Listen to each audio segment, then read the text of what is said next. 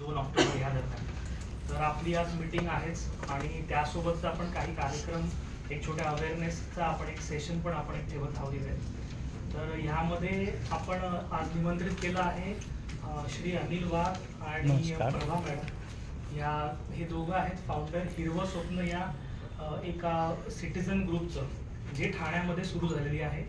आणि आज 1400 ते 1500 लोक त्यांना जोडलेली आहेत आणि ते अविरतरित्या प्लांटेशन आणि झाडं लावण्याच्या एका मोहिमेमध्ये ते सगळ्यांना जोडत आहेत. तर आतापर्यंत त्यांनी बरीचशी अशा मोहिमा केलेल्या आहेत. आपल्यासोबत पण त्यांनी काही काही ठिकाणी झाडं लावण्याचे कार्यक्रम घेतलेले आहेत.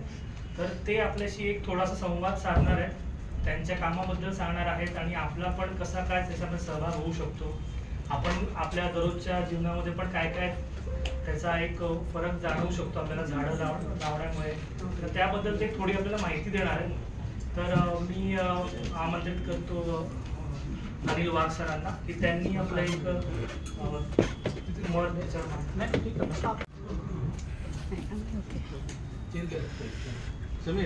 त्यांना पण कार्यक्रम ठेवायचे असलं तर त्यांचं स्वागत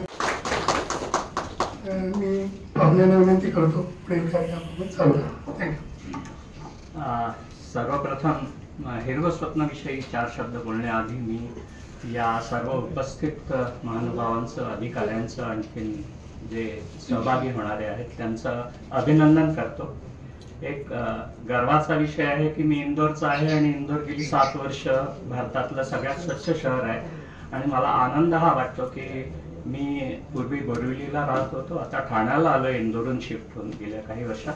आणि ठाणे हे मुंबईपेक्षा कितीतरी स्वच्छ आहे आणि ठाण्याची वाटचाल निश्चितच तुमच्या सगळ्यांच्या एफर्ट्सनी भारतातल्या स्वच्छ शहराच्या यादीत पहिल्या 2-3 लवकरात लवकर जाईल याचा मला विश्वास आहे. आमची 1300-1400 लोकांची जी मेंबरशिप आहे त्याच्यामध्ये आम्ही हाच प्रयास करतो आहे की झाडं तर आम्ही लावतोच, पण rain water harvesting, dry wet waste management आमचे मेंबर्स करतात. आमचा मेन फोकस जो आहे तो झाडं लावण्यासाठी आहे. हिरवं स्वप्नामध्ये आम्ही कुठल्याही तऱ्हेने कुठल्याही NGO, म्हणजे आमचा जो नॉन रजिस्टर्ड NGO आहे, आम्ही कुठल्याही कंपनीकडनं CSRs मागत नाही. आम्ही लोकांच्याकडे डोनेशनसाठी हात पसरत नाही. आमचे सर्व मेंबर्स ज्यांना ज्यांना इच्छा आहे, आम्ही कोणाकडे मागतही नाही, मेंबर्सकडे सुद्धा नाही मागत, की आम्ही आमचं प्लांटेशनचा एक ठरवलं की अमुक अमुक अनाथ आश्रमात झाडं लावायची आहेत किंवा वृद्धाश्रमात लावायची आहेत. एअरफोर्समध्ये म्हणजे सांगायला अभिमान वाटतो की आम्ही जिथे जिथे ठाण्यात 30-40 प्रोजेक्ट केले त्यातल्या 9 ते 10 लोकांना पर्यावरण दक्षता मंडळ आणि ठाणे म्युन्सिपालिटीचं जे हे होतं एक्झिबिशन आणि हे स्पर्धा, त्याच्यात प्राइजेस मिळालेली आहे. बालकुंड एअरफोर्समध्ये आम्ही 4500 झाडं लावली. त्यांना बटरफ्लाय गार्डन बनवून दिलं, त्यांना 3 फ्रूट ऑर्चर्ड्स बनवून दिले, एक मेडिसिनल गार्डन बनवून दिलं आणि त्यांना 2 वर्ष सतत पहिलं बक्षीस मिळालं. अधिकाऱ्यांच्या ट्रान्सफर झाल्या त्यामुळे गेल्या वर्षी त्यांनी भाग घेतला नाही. ठाणे जिल्ह्यातल्या 25 शाळा आम्ही केल्या आहेत आणि माझी वसुंधराच्या अंतर्गत त्या शाळांना सुद्धा सगळ्यांना बक्षिसं मिळालेली आहेत. एकंदरीत ठाणे म्हणजे TMCचं जे काम आहे की मी माझं सुरुवातीचं आयुष्य मुंबईत राहिलो, नंतर इंदोरला काही वर्ष नाता इथे, मला निश्चितच ठाण्यातलं काम आवडतं आहे म्हणून माझा उत्साह. मी आधी भांडूपला राहत होतो, गेली 4 वर्षे इथे आलो. जमीन अस्मानाचा फरक आहे भांडूप आणि ठाण्यामध्ये. माझा ठाण्यात येऊन उत्साह वाढला आणि योगायोगाने आम्ही या मॅडम आणि किरण महाजन म्हणून भेटलो आणि आम्ही 2019 मध्ये हिरवं स्वप्नाची स्थापना केली. आणि आतापर्यंत आमची 1.25 लाखाच्या वर झाडं लावून झाली 7 वर्षामध्ये. कुठल्याही आर्थिक बाहेरच्या सोर्सनी मदत नाही. कोणाचा वाढदिवस आहे, कोणाचा मॅरेज अॅनिव्हर्सरी आहे, कोणाच्या घरी कोणाचं श्राद्ध आहे, लोक उत्स्फूर्त देतात पैसे. आणि जागेची फक्त सुरुवातीला कमी होती, अजून सुद्धा आम्हाला जागा शोधत असतो आम्ही. आणि समीरजींना आम्ही भेटलो आणि त्यांचा उत्साह आणि आमच्याशी पार्टिसिपेशन ज्या पद्धतीने झालं, जेवढी अटॅचमेंट झाली, आज आनंद वाटतो सांगायला की ते आमचे मेंबर झाले आणि रेग्युलर आमच्या याच्यामध्ये टचमध्ये असतात. तर आपल्या लोकांची एवढी छान टीम आहे. माझी एक रिक्वेस्ट आहे की आज दिल्लीमध्ये आपल्याला माहितीच आहे की दिल्ली गुरगावमध्ये ऑक्सिजन सिलेंडर्स लोकांना घरी ठेवावे लागतात. हा दिवस दूर नाही की जेव्हा 2 पिढ्यांनंतर त्या जड दप्तराबरोबर मुलांना ऑक्सिजन सिलेंडर घेऊन शाळेत जावं लागेल. वेळच्या वेळी जर का आपण केलं.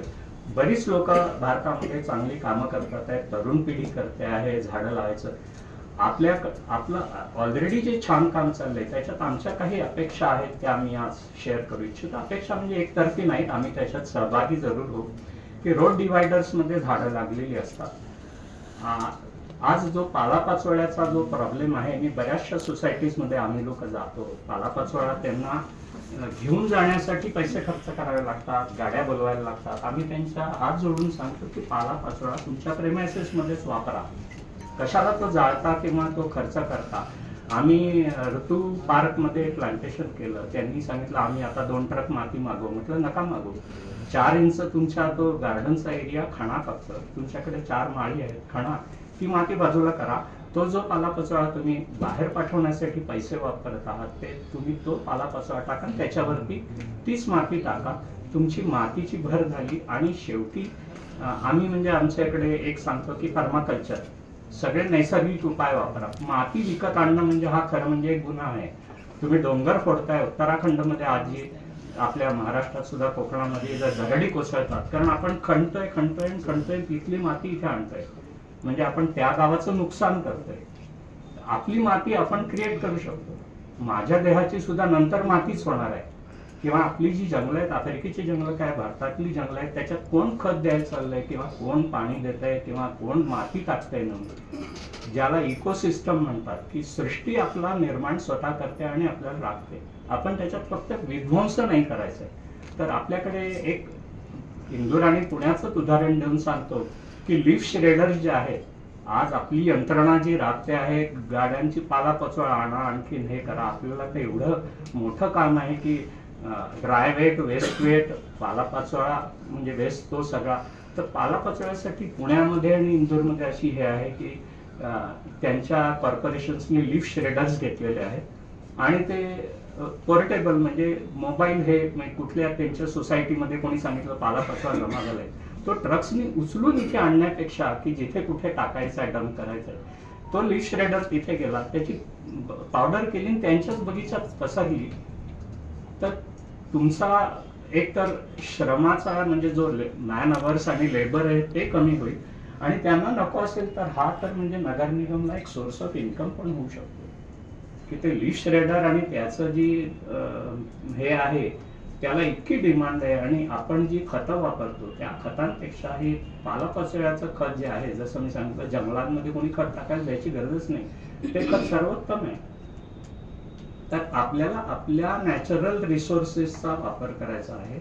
आणखीन आपली टीम जी आहे, मी म्हटल्याप्रमाणे ठाण्यामध्ये इतकं छान काम चाललंय, तर आपल्या टीमचा वापर जो आहे तर ह्या कामांकरता केला. त्यांचे विनाकारणचे कामाचे तास जे आहेत तेवढ्यात त्यांना ते लोड करा ट्रकमध्ये पालापाचोळा, तो परत दुसरीकडे ऑफलोड करा, तिथल्या तिथेच लीफ श्रेडिंग करून आणि ते केलं तर हे एक आपण विचार करू शकता यावरती. म्हणजे स्वच्छ ठाणे ही योजना ह्याच्या अंतर्गत हे आपली आजची बैठक आहे. तर स्वच्छतेच्या दृष्टीने तुमचा एक मोठा प्रॉब्लेम तो सॉल्व्ह होईल. आणि प्लांटेशनचं जे आहे ते डिवायडर्स मधले प्लांट्स आहेत, लोकांना अजून सुद्धा जागरूकता म्हणावी तशी आलेली नाहीये. त्याच्यामध्ये प्लास्टिक टाकतात, कचरा टाकतात. तर एक छोटीशी अपेक्षा ही की आपण आपल्या भल्या करता, आपल्या पुढच्या पिढ्यांना श्वास घेऊ द्यायचा म्हणून हा जो डिवायडर्स मध्ये इतकी सुंदर प्लांटेशन केलेली आहे जागोजागी, त्याच्यामध्ये प्लास्टिक टाकलेलं असतं. ते प्लास्टिक म्हणजे हा आमचा भाग नाही किंवा हा तुमचा नाही. बऱ्याच वेळेला होतं, मी रोडाज एन्क्लेव्ह मध्ये राहतो हिरानंदानीमध्ये, तिथे सांगितलं की बाबा या झाडांमध्ये जे आहे ते प्लास्टिक काढा, तर ते हाऊसकीपिंग वाले म्हणतात ते आमचं काम नाही, माळी म्हणतात ते आमचं काम नाही. तर हे आपलं काम आहे हे समजून केलं तर. आणि सांगायला आनंद होतो की आमच्या ग्रुपमध्ये 5 वर्षापासून ते 82 वर्षापर्यंतचे व्हॉलेंटियर्स आहेत. एक 2-4 लोक अशी आहेत की 6 महिने अमेरिकेत राहतात, 6 महिने इथे, पण आल्यावरती त्या शेणामातीत हात घालतात आहेत, चिखलात हात घालतात आहेत आणि आम्हाला सफाई करण्यात आम्हाला लाज वाटत नाही मातीत हात घालायला.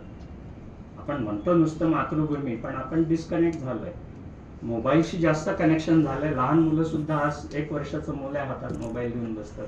तर आपल्याला त्यांना या गोष्टींपासून दूर आणून आणि आपल्या ह्या ह्याच्या कार्यामध्ये जोडलं जावं ही आमची इच्छा आहे. तर प्लांटेशन नंतर मग ही स्वच्छता जी आहे, डिवायडर्स जे एवढे सुंदर झाडं लावली आहेत त्याच्यामध्ये प्लास्टिक असतं, आणि मुख्य म्हणजे हा पालापाचोळा जो गोळा करून सोसायटीजमधून तो जो एवढा कॅरी केला जातो तो त्याच सोसायटीच्या डिवायडरमध्ये श्रेडरने जर का टाकला तर मला वाटतं आपली बऱ्याच गोष्टींच्या ह्याच्यामध्ये बचत होईल, की तो एका ठिकाणाहून दुसऱ्या ठिकाणी ट्रान्सपोर्ट करण्यापेक्षा तिथेच. आता आम्ही बरीचशी झाडं लावली काही सोसायटीजमध्ये, नाव घेण्याची गरज नाही आहे, पण त्या सोसायटीजमध्ये लावली आणि तिथले लोक आले, आणखीन तो आम्ही आणून गोळा करून सोसायटीजमधून टाकला पालापाचोळा, त्याला मल्चिंग म्हणतात. सूर्याची किरणं पृथ्वीवर पडली की गांडूळ मायक्रोब सगळे जळून मारतात.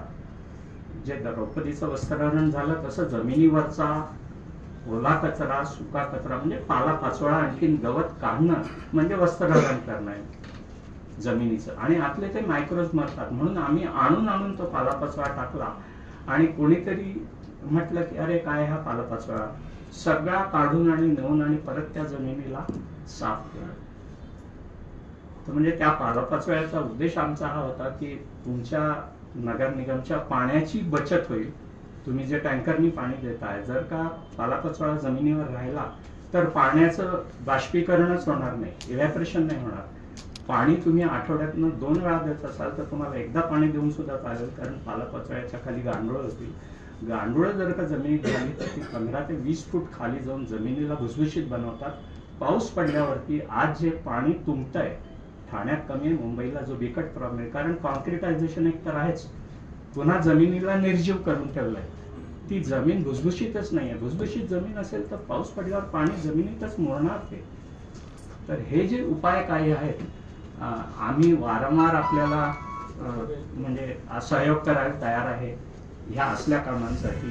प्लांटेशन काय किंवा ह्या गोष्टी, पालापाचोळ्याचा उपयोग किंवा रेन वॉटर हार्वेस्टिंग, पण मला असं वाटतं की ह्या स्टेप्स घ्यायला पाहिजेत की आपली जमीन एकतर आपण हे केली तर आपला स्वच्छतेचा प्रॉब्लेम आपोआप येईल.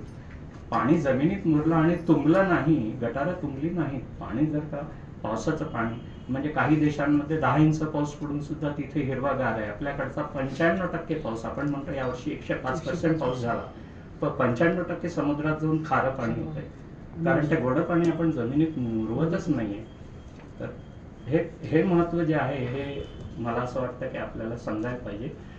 काही पॉईंट्स मी रिक्वेस्ट करेन Prabha madam, whatever I have left, ह्या बोलतील. काही साफसफाई काय करतो तर पालापाचोळाच आउट करतो.